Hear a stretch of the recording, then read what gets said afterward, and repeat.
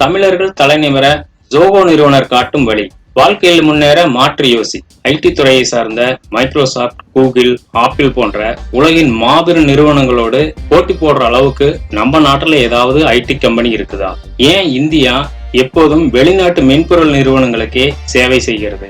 ஏன் நாம ஒரு உலகத்தரமான மென்பொருள் தயாரிப்பை உருவாக்க முயற்சி செய்யவே இல்லை? 99% வெளிநாட்டு மென்பொருட்களை வாங்கி நம்ம மொபைல்லயோ கம்ப்யூட்டர்லயோ பயன்படுத்துறோம். ஆனால் என்னைக்காவது நாம மென்பொருள் தயாரித்து வெளிநாட்டை வாங்க வைக்க முடியுமான்னு யோசிச்சிருக்கீங்களா? ஆனா ஒருத்தர் யோசிச்சிருக்காருங்க.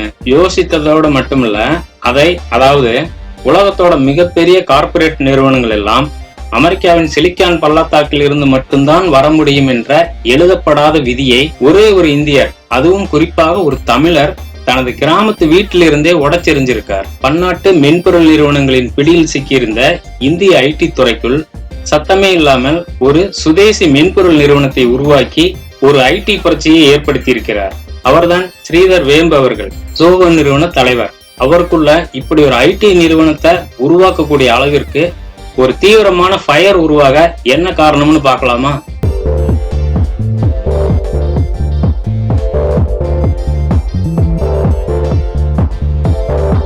இவரோட இந்த கதை வெறும் வணிக வெற்றி கதை மட்டுமல்ல, ஒரு இந்திய கனவின் தொடக்கமும் கூட.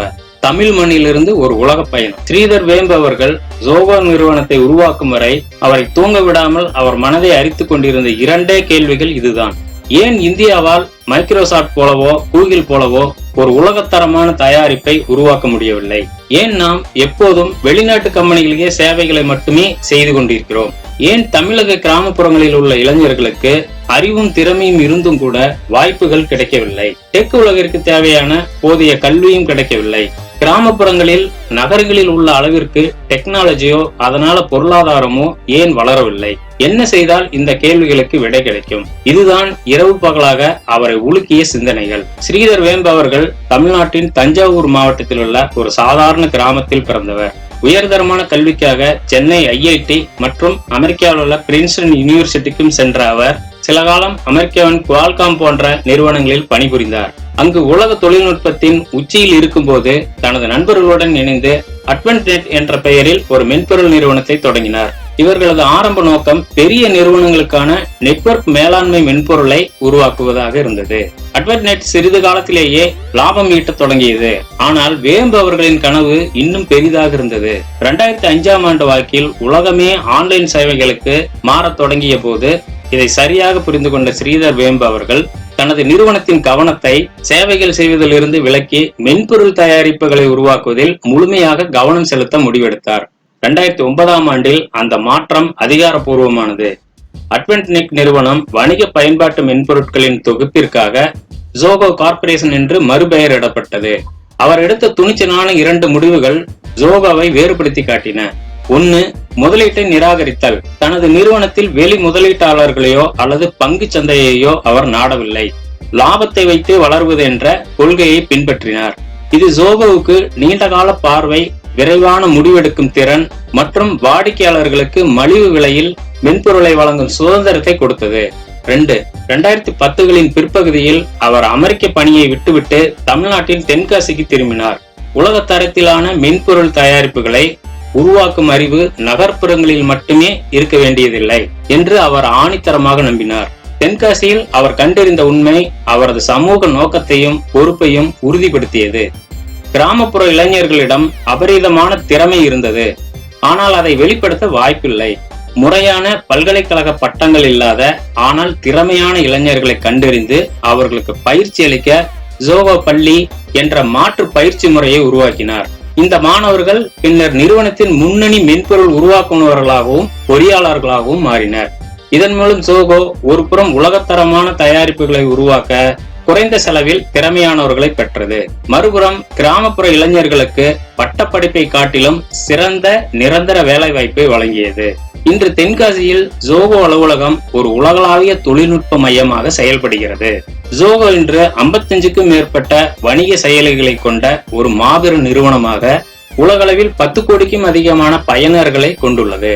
இவர் ஒரு பில்லியனர் டெக் தலைவர். ஆனால் 5 ஸ்டார் ரேஞ்சுக்கு உள்ள அலுவலகத்தை விட்டுவிட்டு எளிமையாக கிராமத்து வீட்டின் முன் தன் லேப்டாப்பில் வேலை செய்து கொண்டிருக்கும் போது ஆவலுடன் வெகுளியாக எட்டி பார்க்கும் கிராமத்து இளைஞர்களிடம் நீங்கள் நினைத்தால் உங்களால் கூகுளுக்கு போட்டியாக மென்பொருள் தயாரிக்க முடியும் என்று தன்னம்பிக்கையுடன் சொல்லுவார். ஸ்ரீதர் வேம்பு அவர்களுக்கு இந்திய அரசு நாட்டின் 4வது உயரிய சிவிலியன் விருதான பத்மஸ்ரீ விருதை 2021ஆம் ஆண்டு வர்த்தகம் மற்றும் தொழில்துறை பிரிவில் வழங்கியது.